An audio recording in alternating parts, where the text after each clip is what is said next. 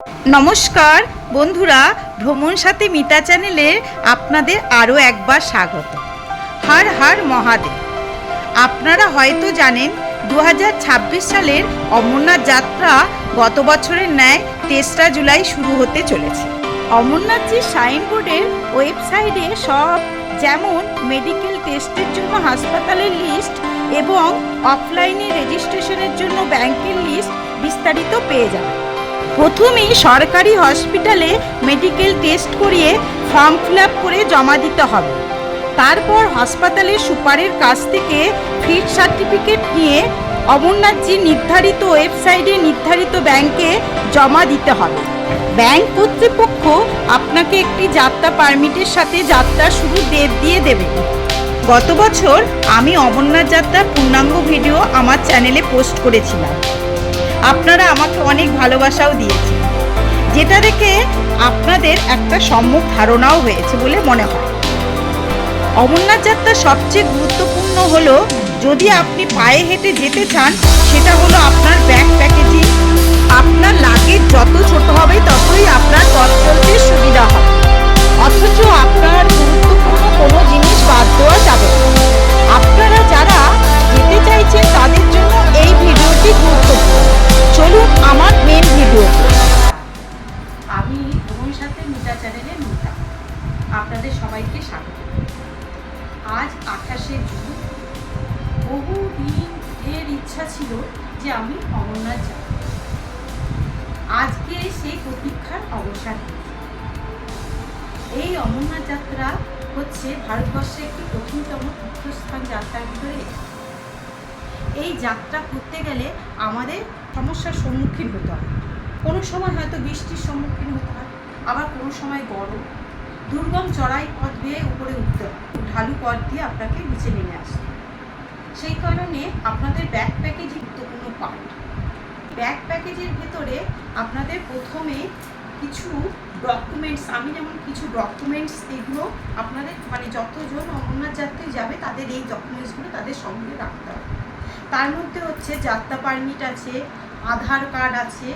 এই আধার কার্ড রয়েছে আমার, কিছু আমার পাসপোর্ট সাইজের ফটো রয়েছে, এই যাত্রা পারমিটের রয়েছে,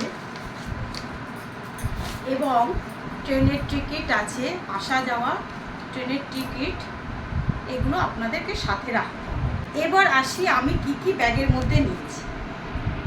প্রথমে আমি আসি আমার জুতোটা, কারণ এখানে যেতে গেলে কোনো সময় জল কাদা এবং পাহাড়ি রাস্তার উপর দিয়ে আপনাকে ওপরে উঠতে হবে, কোনো সময় বরফের রাস্তার উপর দিয়েও যেতে হতে পারে। সেই কারণে জুতোটা হচ্ছে খুবই গুরুত্বপূর্ণ। খুব ভালো একটা কোম্পানির জুতো আপনারা এই যাত্রার সময় নেবেন। গ্রিপওয়ালা জুতো দরকার আছে। আমি কেদারনাথ, বদ্রীনাথ এবং অমরনাথের জন্য এই জুতোটি সিলেক্ট করেছি। কেদারনাথ এবং যমুনোত্রী আমি যে 4 ধাম করেছি তখন এই জুতোটা পরেছি, এখন আমি এই জুতোটা নিয়ে যাচ্ছি এটা, এবং আমার খুবই কমফোর্ট হয়েছে এই জুতোটা। এবার আসি, তার সাথে আমি একটা স্লিপার রেখেছি, এটা ট্রেনে যাওয়া আসা এবং ক্যাজুয়াল ইউজ করার জন্য এই জুতোটি আমি ব্যবহার করছি। যতটা সম্ভব হালকা জুতো নেওয়ার চেষ্টা করবে, যাতে বইতে আপনাদের কষ্ট কম। এবার আসি জামা কাপড়ের ব্যাপারে। আমি খুব অল্প, যত অল্প এবং প্রয়োজনের অতিরিক্ত আমি কিছুই নিই না। যত অল্প জামা কাপড় নেওয়া যায় ততই ভালো। আমি এই 4 সেট চুড়িদারের নিয়েছি এবং 2টো ট্রেকিং প্যান্ট নিয়েছি, একটি ট্রেকিং প্যান্ট এবং এই একটি ট্রেকিং প্যান্ট, এই 2টো ট্রেকিং প্যান্ট নিয়েছি। এছাড়া 2টো লোয়ার নিয়েছি, খুবই হালকা করে। একটা রাতে শোয়ার জন্য এমনি সাধারণ একটা জামা এবং লোয়ার নিয়েছি।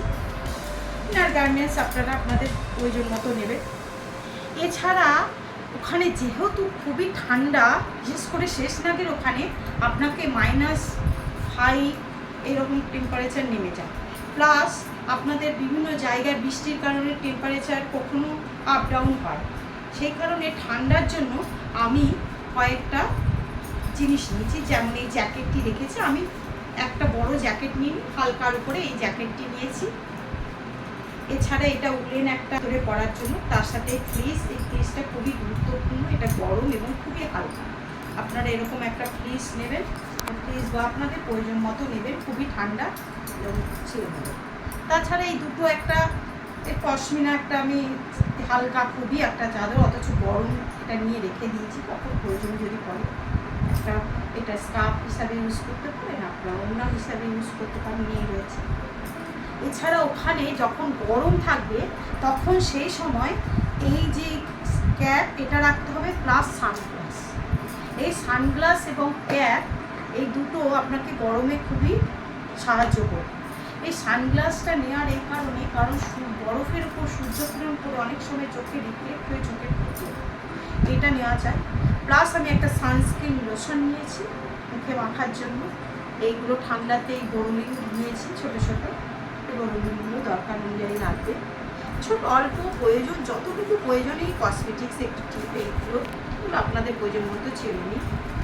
এছাড়া একটা গামছা নিয়েছি, ঠান্ডাতে খুবই হালকা দুটো গ্লাভস নিয়েছি, ঠান্ডার সময় পরবো। এটা একটা মাথার মানে এটা মাথার উপর দিয়ে কানটাকে ঢাকার জন্য এটা নিয়েছি, হালকা এগুলো। একটা টুপি নিয়েছি, 4 জোড়া মোজা নিয়েছি, কারণ কোনো সময় ভিজে গেলে একটু মোজাটা বেশি করে নিয়েছি, কারণ ভিজে গেলে কোনো সময় তখন এই মোজাগুলো ইউজ করা যাবে। তো ওখানে প্রচণ্ড মানে শুনেছি আমি কিছু কিছু মানে ইউটিউব দেখে যে ধুলো, এই ধুলোর জন্য আপনাকে একটু মাস্ক ইউজ করতে হবে, হ্যাঁ, প্লাস এই ক্যাপ থাকবে মাথার উপরে, অসুবিধা হবে। এইটা নিয়েছি আমি একটা কোমরের ব্যাগ। এই ব্যাগটার ভিতরে আমার কিছু ডকুমেন্টস, যেগুলো মানে চট করে বার করা যাবে, কিছু গুরুত্বপূর্ণ মানে ডকুমেন্টস থাকবে, তার সাথে মানে যেগুলো চট করে বার করা, সেরকম একটা নিয়েছি। এটা আমি কেদারনাথেও নিয়ে গেছিলাম।